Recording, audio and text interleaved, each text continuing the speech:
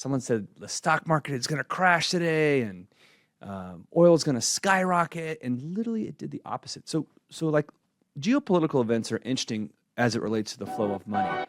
Banning our money supply because the Fed has been restricted. I'm going to explain that. Credit card loans, car loans, those are short-term borrowing rates, and they are low right now. Microsoft and Google came out and said, we're not going to reduce our billions of dollars of spending. Existing home sales, 4 million home sales annual rate. That's with a little drop.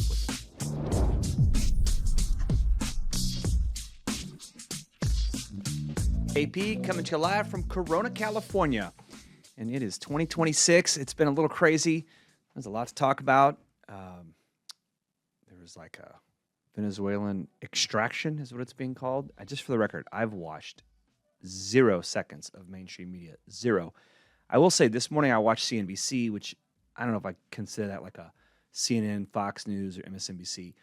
I wanted to hear people talk about it who, help you with investing and what the thoughts are on that. And so I'll highlight that because it does actually relate to our business. But I saw a quote, and it was pretty cool. It reminded me of all the amazing originators and realtors and just professionals all throughout the industry.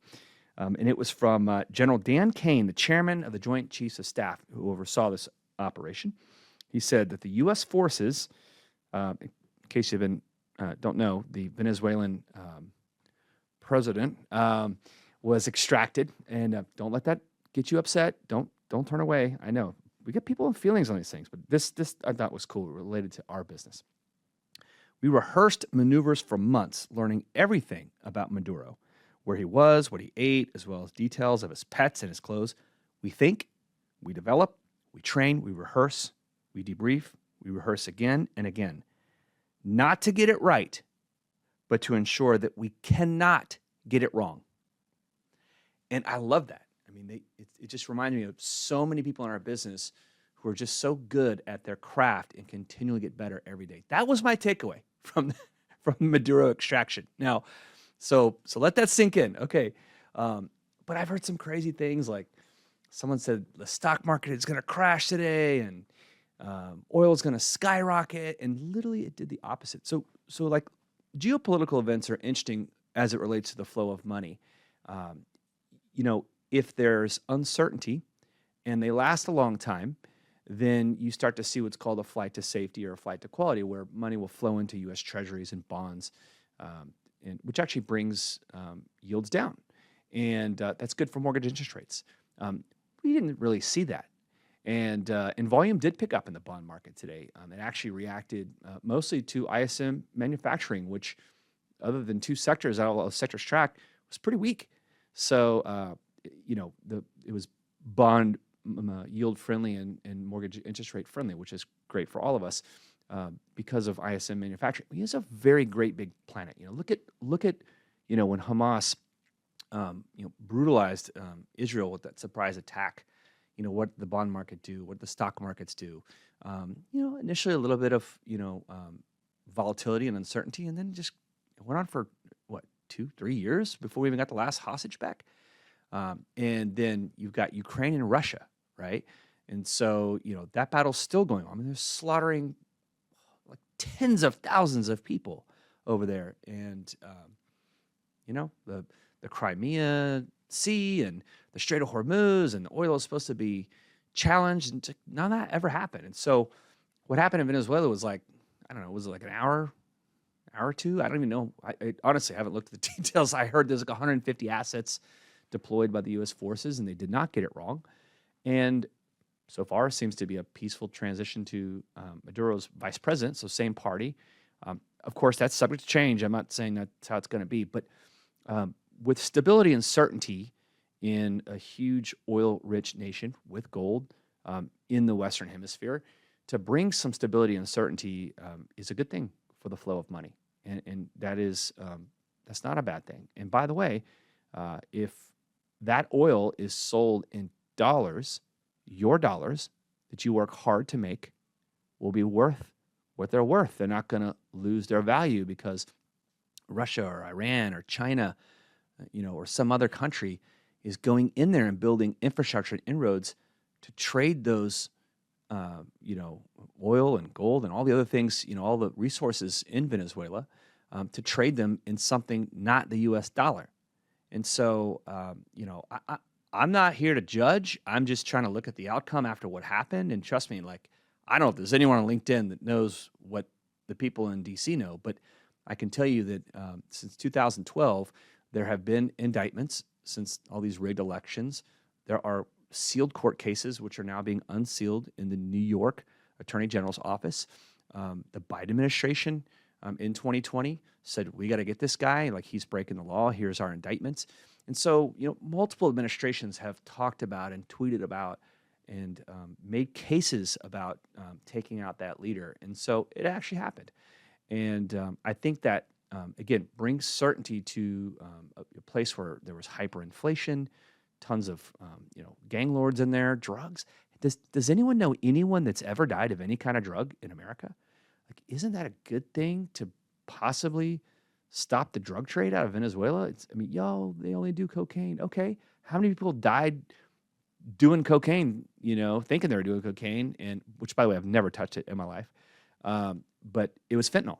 So, I don't know. I'm trying hard to believe that there's any downside here, but someone could probably tell me wrong in the comments. But then you see these videos of the Venezuelan people. I lived in South Florida, and these people are ecstatic.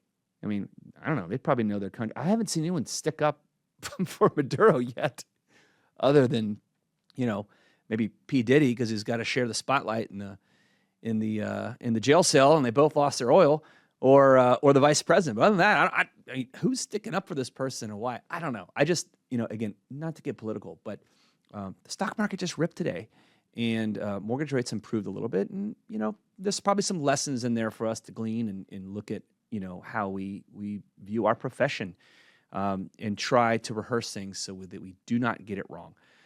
It's a big week. It's jobs week, and we've got, JOLTS report out tomorrow, or Wednesday, excuse me. Jobless claims, always a kind of a forward-looking indicator on how the labor market's doing. And, of course, the big jobs report Friday, first Friday of the month, where, the markets are generally open. And, the BLS jobs report is obviously, all eyes on that. So volume is back in the bond market. It's been pretty light volume in the holidays, and between Christmas and New Year's for sure. And, you see Kashkari come out and talk today. I saw him on CNBC. It was a very good interview, very transparent. I get it. He's kind of chilling. He's like, let's take our time here. We've done enough cuts. I think we're probably close to neutral, and let's just let the data come out. And I agree with that approach at this time.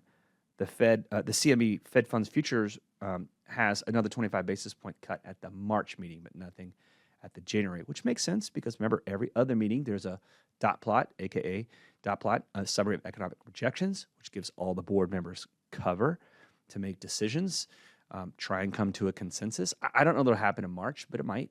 But the trend is still, rates are low, and we're starting the year with low rates. It's not low enough. Home prices are not appreciating that well, and that is disinflationary. More oil on the market is deflationary. And so if there's more oil supply, which could change tomorrow if OPEC says, okay, you took Venezuela, we're going to, cut production. I mean, the games that get played out there, again, I don't know where it's all going to go. I can't tell the future. But, these things matter. I mean, if you talk about inflation, if you've talked about drugs or oil prices or any of these kinds of things, stability, certainty, crime, whatever, it's something that we have to pay attention to. So, without being political, I'm trying to be a 6 here, not a 10. Thank you, Steve Scanlon at Rewire. I'm trying to channel my inner calmness. Okay, so home buyers reach down payment goals faster in 2025. Still the biggest hurdle to home ownership is saving up money.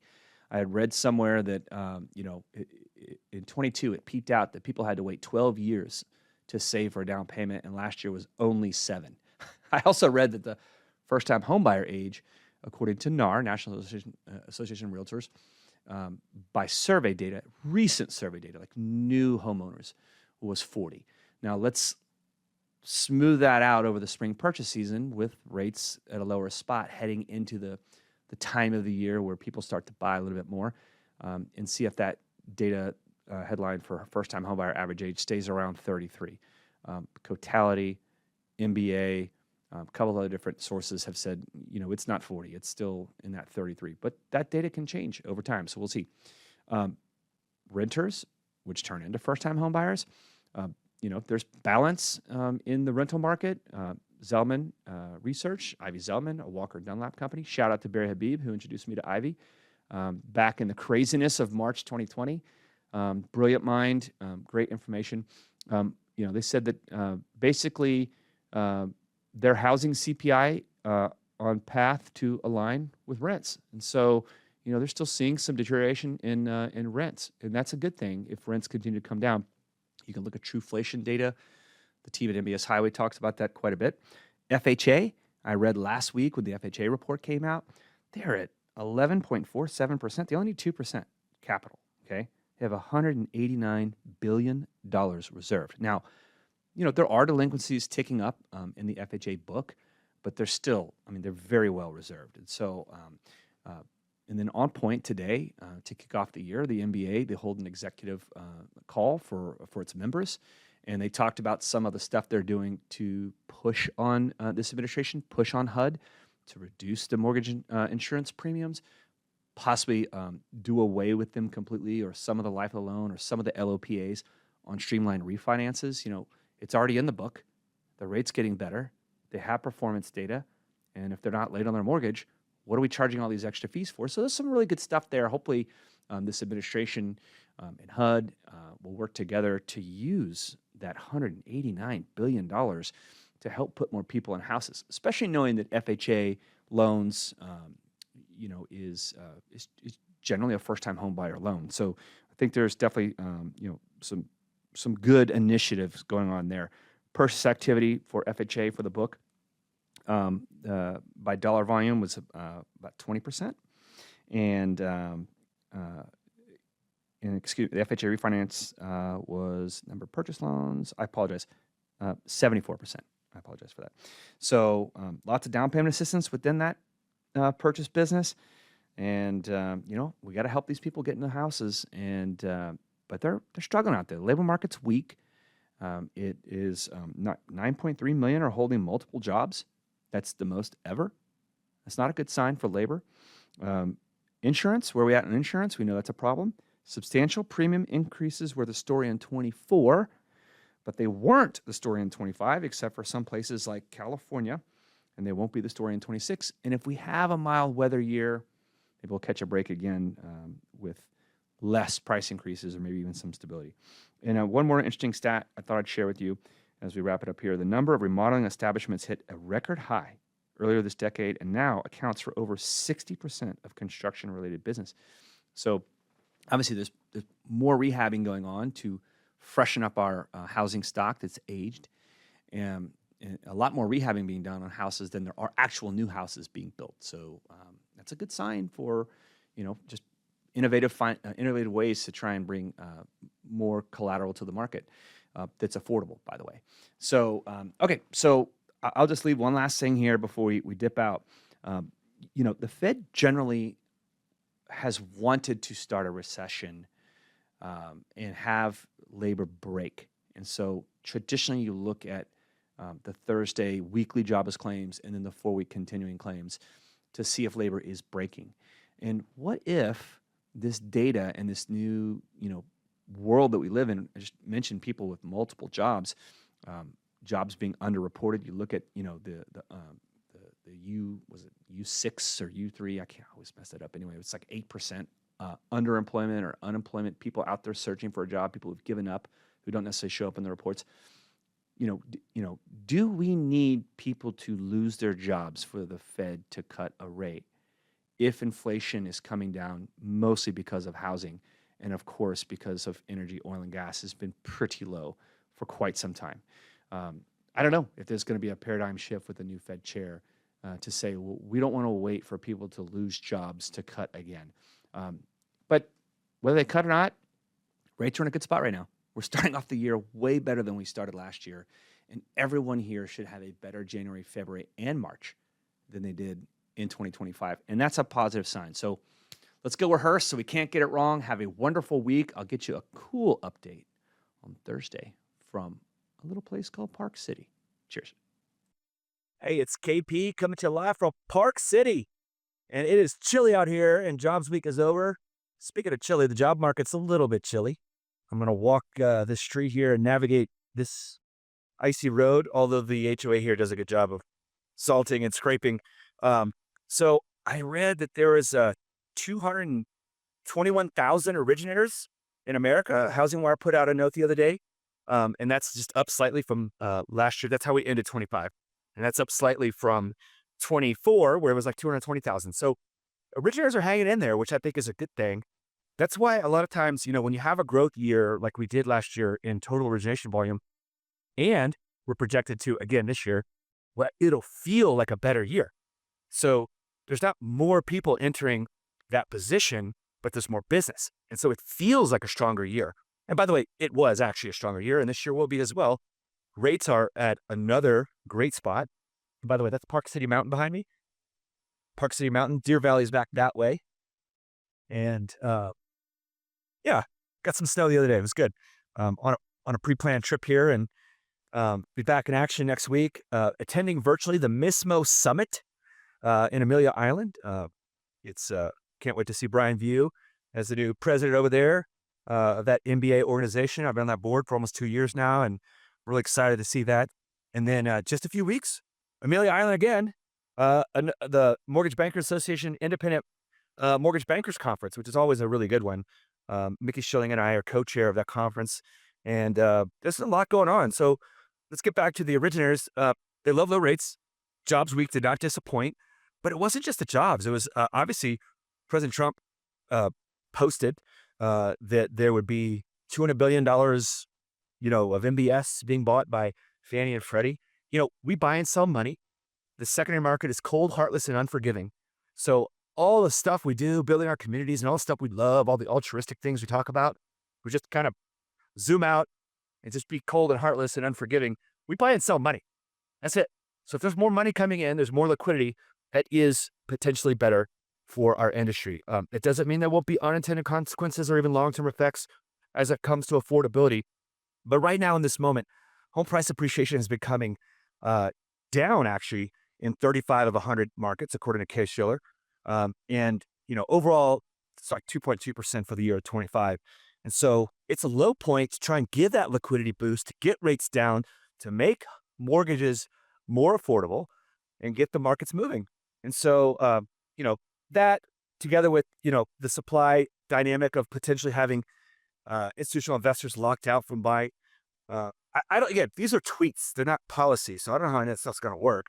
And, but, in theory, they sound great. So we'll keep you posted. So as I give you, by the way, this is like all of Park City. The canyons are down there, way down there. This little cul-de-sac right here is pretty sweet. It's this nice little viewpoint. By the way, my hand that's holding the phone is absolutely freezing. I may have to switch here. I'm just a little wuss from Southern California. Gotten so soft since I moved to Southern California. Okay, so JOLTS report, job opener labor turnover.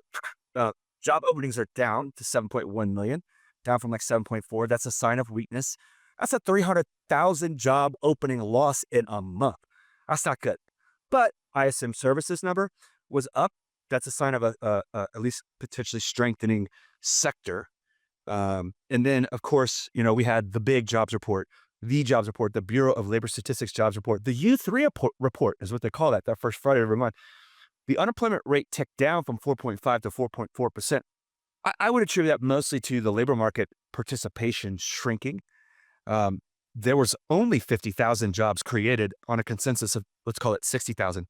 But if you remember the last time Chair Powell spoke at the Fed presser, he said that every monthly job they've been looking at has been inflated by about 60,000 jobs.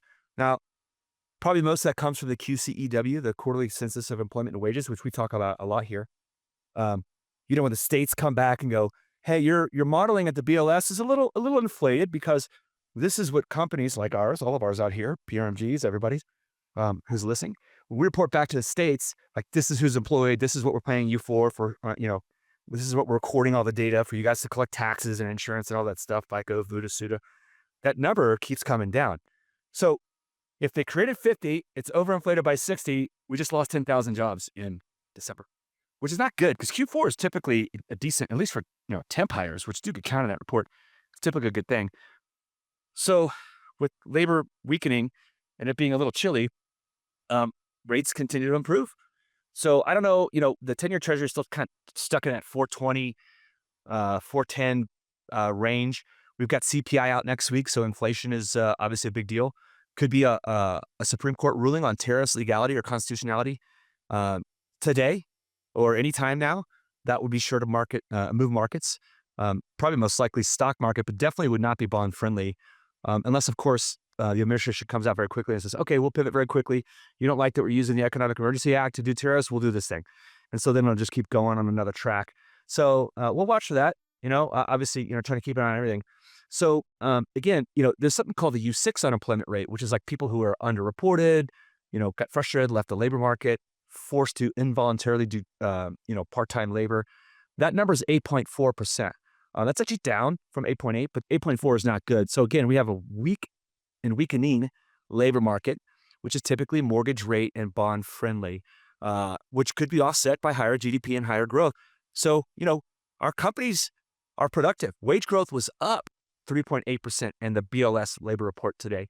So, there's less jobs out there, not as much hiring. People are staying put, but if you stay in put, you're more productive. Productivity's gone up. It's like doubled since the 2010s. And so people are being paid more for doing more. And so companies are doing more with less. So all these dynamics, they take time to work out. We'll look at it. I'll leave you with one last little nugget, which I found was pretty cool before I trek back up this icy thing. So in 2023, there were less than 1,000 humanoid robots, right? A humanoid robot is basically a robot that's kind of like the shape of a human to do tasks, lift things, move things, jump, point a laser scope sniper rifle at your head. Gotta hope that's not what happens, but it's will at some point. In 2024, there was 25,000 humanoid robots. This year, there's going to be 100,000 humanoid robots in the world. And next year, over 1 million. I want you to think about that. It's how about doing less with more. Those aren't people. And so I don't know what they're going to do, but you got self-driving cars, you got all kinds of stuff that's going on. It's going to put a lot of drivers out of business, factory workers out of business, or we'll just be able to all do more with those robots. And people will find work and they'll find something. Obviously, we as corporations here in our industry, we have to make sure that when we're using technology and AI, it's to enhance the people we have, not to get rid of them. And so these are all dynamics we'll keep an eye on. Have a great and wonderful weekend. Cheers. You've been listening to KP Talks Dollars and Cents, a top-rated show for those who want to learn about the economy and mortgage environment. Tune in each week for more episodes, and please leave us a 5-star review on Apple Podcasts and Spotify. Kevin Perenio does not render or offer to render personalized investment or tax advice through KP Talks Dollars and Cents. The information provided is for informational purposes only and does not constitute financial, tax, investment, or legal advice. For more info, follow KP Talks Dollars and Cents on all of our social channels.